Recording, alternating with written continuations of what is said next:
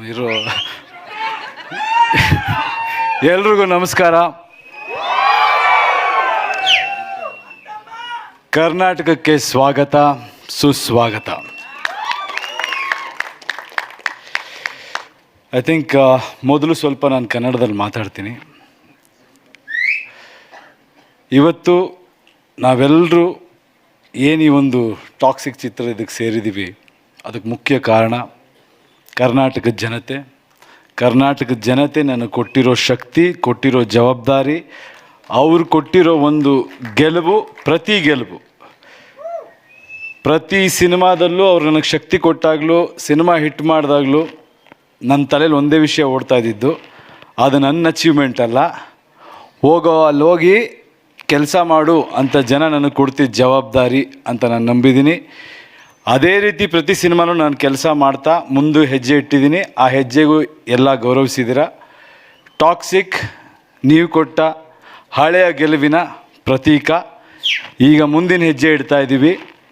ಇನ್ನೂ ಒಂದು ಹೆಜ್ಜೆ ಮುಂದೆ ಹೋಗೋ ಪ್ರಯತ್ನ ಮಾಡಿದ್ದೀವಿ. ನಿಮ್ಮ ಆಶೀರ್ವಾದ ಇರಲಿ, ಯಶ್ ಮೇಲೆ ನಂಬಿಕೆ ಇರಲಿ.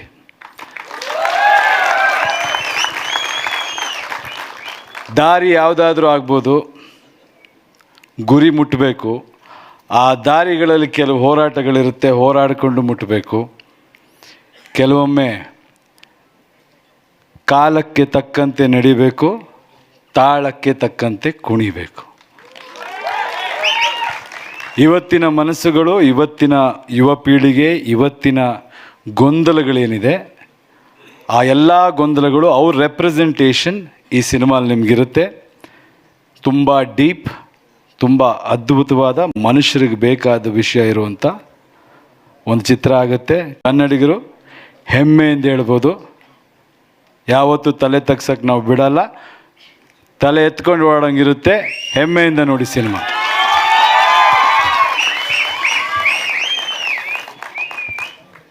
And then now,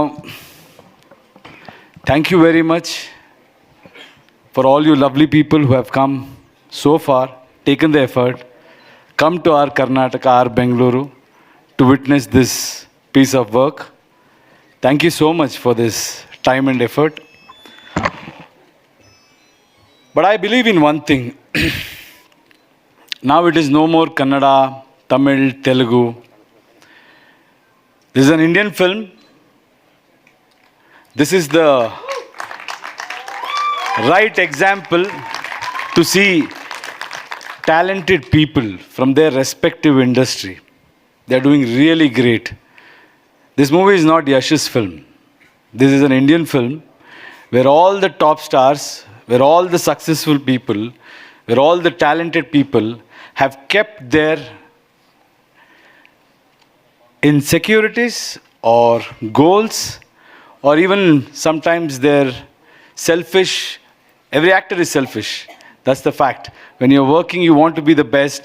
There'll be so many instances when a lot of people come together.